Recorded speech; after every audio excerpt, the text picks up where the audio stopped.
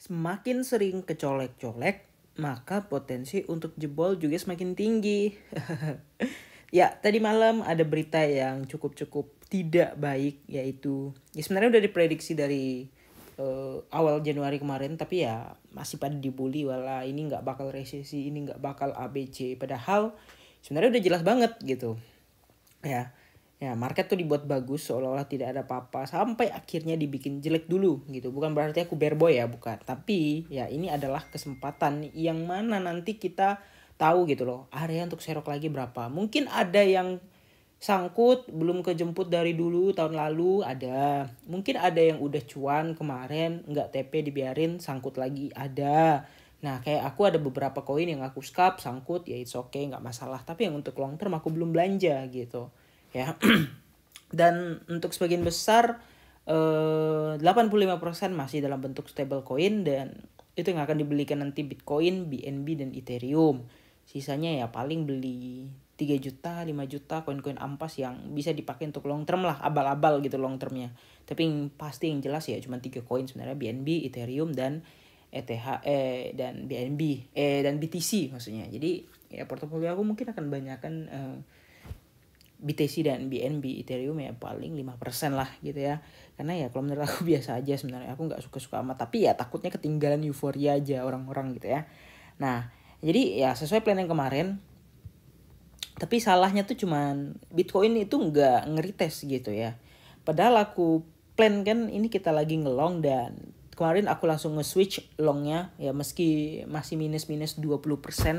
Ya aku switch longnya dan kemudian cuan menjadi tadi malam jadi cuan, jadi TP 2 kali ya. Nah jadi short gitu. Nah jadi tadi malam juga aku plan lagi sekali, tapi tadi pagi aku bangun itu udah mantul guys. Aku opennya itu di 223, harusnya tuh sempat lagi 100% lebih lagi, tapi aku bangun udah sekitar 222 di sini gitu. Jadi ya sisa sekitar 50-an persen ya, tapi nggak apa-apa lah gitu kan. Jadi udah sekitar 200% dari tadi malam gitu. Sempat loss juga kemarin berapa persen, tapi nggak banyak sih, 20%, belasan persen, karena bingung tuh entry longnya dibiarin apa ditahan. Dan ternyata keputusan nge-switch ke short karena news itu benar-benar tepat. Kenapa? Karena kalau dilihat dia udah break, udah jebol dari patternnya gitu. Masa kita nggak nge-short gitu? Karena secara teknikal ini kan udah breakdance, yang mana cepat atau lambat dia akan mengikuti pola daripada si bear flag-nya itu. Ini bear flag-nya harusnya udah valid. Karena apa? Karena kalau kita lihat ini supportnya, ini udah kejebol-jebol dan pemberhentian terakhirnya adalah kita lihat dulu dia mantul dikit mungkin dia mantul di time frame 1 jam ya. Karena ada beberapa indikasi di time frame 1 jam dia harus mantul dikit gitu ya. Nah, kemudian kalau misalnya dia udah mantul, ya next targetnya adalah Bitcoin agak mengalami support yang cukup kuat, yaitu di sekitar area 217 sampai 215 ya di sini. Dan kalau misalnya kejebol ya udah pasti kita akan melakukan pemberhentian di sini. Nah, takutnya di Maret kan ada berita ya kan, mereka mau menaikkan. Mereka siapa sih? The Fed ya kan, ini adalah Jerome Powell dan kawan-kawan si kakek gitu maksudnya. Takutnya itu adalah ajang untuk resesi besar-besaran. Karena selama ini kan orang bilang wah itu nggak bakal ada resesi. Kalian lihat di XY, di XY udah semakin naik banget ya. Nah kalian bisa lihat sendiri ya. Ini prediksi aku yang kemarin di 105 dan ternyata tembus 105.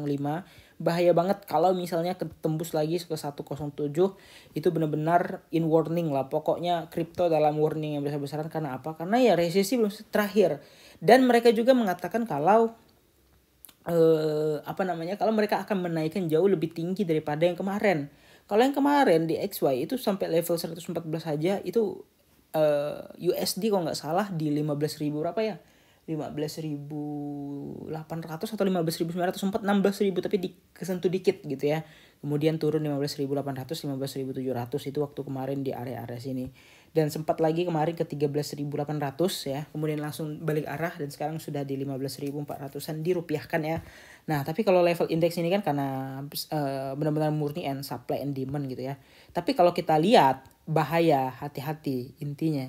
Karena The Fed bilang dia akan menaikkan jauh lebih tinggi, bisa-bisa ya secara historical itu akan menjadi yang lebih tinggi daripada yang sebelumnya. Karena kan belum pernah ada yang setinggi kemarin sebenarnya gitu ya. Karena dolar itu ya belum pernah ada yang tinggi. Apakah akan dia all time high di index level sekitar 100, pokoknya di atas inilah 100, nggak usah jauh-jauh deh, 118, 117 aja udah ngeri banget tuh.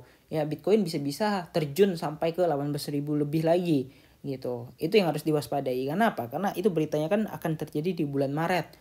Ya 50 BPS di bulan Maret udah pasti kita akan, misalnya kita sekarang di 22.000, kita akan ke 20 ribuan. Kenapa? Itu adalah bad news yang sangat-sangat besar, yang semua orang bilang alah resesi hanyalah isu belaka, hanya untuk menakut-nakuti, tapi sebenarnya benar adanya. Ya kalian harus tahu itu. Dan itu bukan akal-akalan elit global, tapi memang keadaan dunia memang harusnya seperti itu. Sebelum kita merasakan aman seaman-amannya. Jadi hati-hati aja, intinya santai aja, kalem aja. Ya market masih bisa dicicil. Ya gunakan pencicilan kalian untuk nyicil di market. Yang sangkut ya biarin, karena akan terjemput 2 tahun lagi, dan santai aja ya. Market gak bakal kemana-mana kok. Jadi intinya santai, biarkan ya kan. Kalau ada dana ya cicilnya di setiap support, bukan tiap turun dikit cicil, tiap turun dikit cicil.